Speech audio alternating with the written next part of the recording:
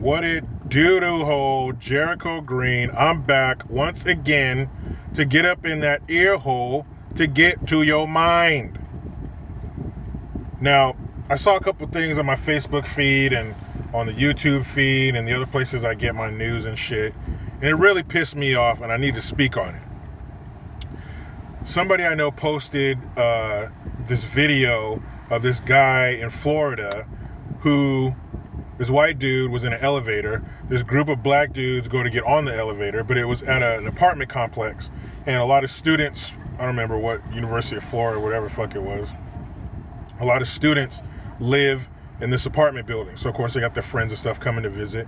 But these dudes, 2, 3, I don't know how many they were, but these students didn't live there.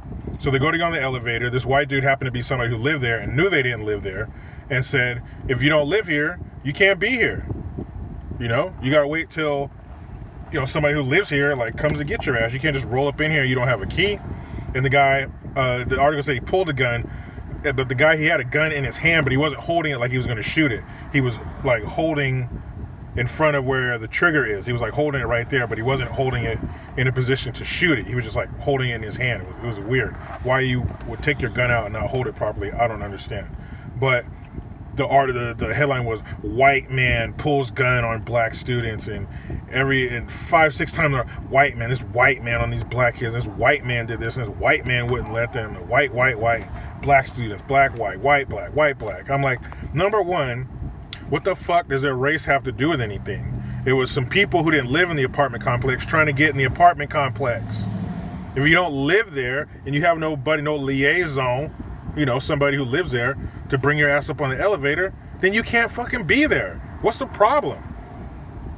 And the little motherfucker who was recording, I don't remember what his name was, but he was, we're tired of the discrimination, and I never thought that I would be the victim of racism, blah, blah. Who says it's racism, motherfucker? You don't live there.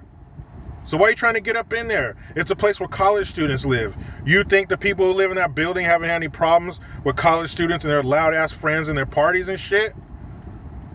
I used to live on, there's an old military base, and most of it they dedicated to a university. So you still have some soldiers that live there. You have people who work for the government at the surrounding bases, linguists and teachers and stuff.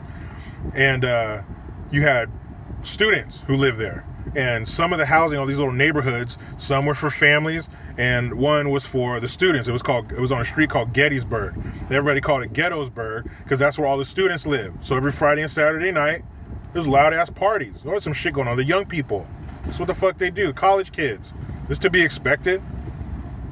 It wasn't uncommon for a Friday or Saturday night to hear kids walking by and be like, I'm so sorry, Brian. Thank you, Brian. I'm so sorry. Getting too fucked up.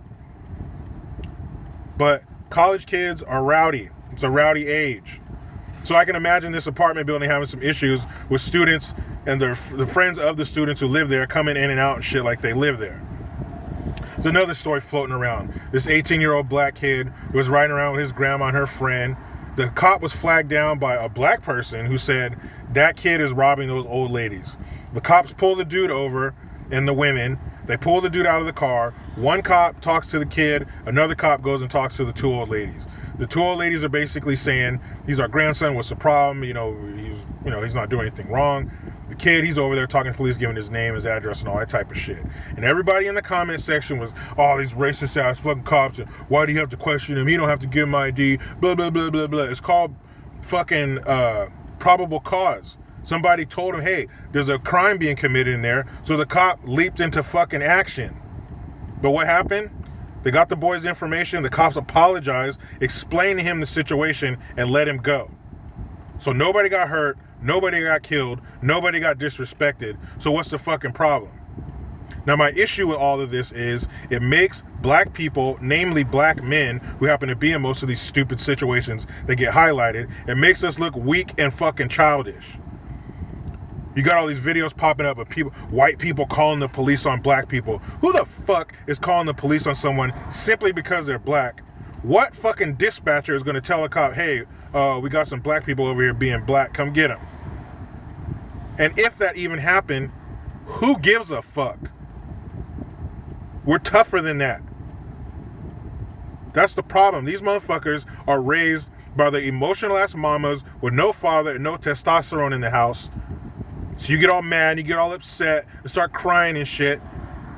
That's why you need your father. Your father would tell you, hey, do you live there? No? Then why the fuck you up in there? Step your ass aside and wait for your friend who lives there to come down and get you. Your father teaches you to do the right fucking thing. And of course your mom does too, but it's the way your father does it. Your father lets you know, hey, you fucked up. So if you fucked up, you're wrong. You can check that emotion shit and tuck that away for later. You're wrong, so don't give them no fucking problems. Those kids should have been like, all right, man, my bad, and step aside. Or text their friend, come down here and get us. Or come meet us out here. That's how you handle the fucking situation. You don't get all emotional and shit like a girl and fucking, oh, I'm tired of the discrimination and I never thought. You're not the victim of no fucking racism. Your motherfucking ass didn't live in the building, so you can't be there. I'm so tired of these stories. Oh, a white man does this and white woman yells at black person. So what, man? You ain't never been yelled at? You never done anything wrong as a child and have your parents yell at you? Is this your first time being yelled at? If there ain't no fucking racism there, don't create any and don't go looking for any. Black people are not weak by nature. I've said this before, but it still rings true. They want you to look at black people as the Fabergé eggs of ethnicities. Every other race is cool. Every other race can take it, except the black people. We can't take it because of some past transgressions that we never lived through. We're enjoying the fruits of those transgressions, the fruits of what black people went through. We're enjoying the fruits of that right now.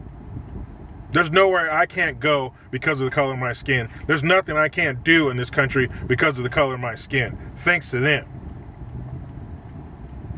But you guys want to perpetuate this bullshit, this victimhood mentality, and turn the clock back. Like, you want to go back to that shit. You want to go back to be second-class citizens and being told where and when the fuck you go and what you do, when you do it, how you do it, and who you do it with. I don't want that. I don't need nobody lowering the fucking bar for me. I'm not sensitive, and I can take it. It happens to people all the time. You never see white man pulls gun on white man. Oh, shit. Asian man pulls gun on black man. No. They only pump that shit up when it's a white person doing it to a black person. Like that means any fucking thing. I'm sure if it was a group of fucking white kids who he knew didn't live there, he'd probably tell them the same damn thing. And so what? Even if the dude is fucking racist. And? Did he hurt you? Did he put his hands on you? Or did he just use words? Guess what? You have the ability to use words too. I'm so sick and tired of this fucking victimhood mentality. There's another one. Oh, some dude that Trump supported is being brought up on child molestation charges. Does that make Trump a fucking pervert too? No. I'm so tired of that bullshit, man. I'm so tired of everybody accepting it, wrapping themselves in this victimhood like a warm blanket. That you want to be a victim. You want to be weak as shit and have thin skin. Fuck that. My skin is not that thin. I can take it. Just like anybody else. Stop being fucking weak and stop making us look like we're children and we can't handle some ridicule or a fucked up situation. Everybody goes through it. We have no monopoly on bullshit happening to us, so fucking what? Toughen up, stop being a bitch. Like I say every time, y'all, I'm cruising along through my life, whistling while I work. And then the liberals take down their fucking hemp capri pants and spread their nasty butt cheeks and shit this right in my lap. Man, you know who I be. Jericho Green. I'm out.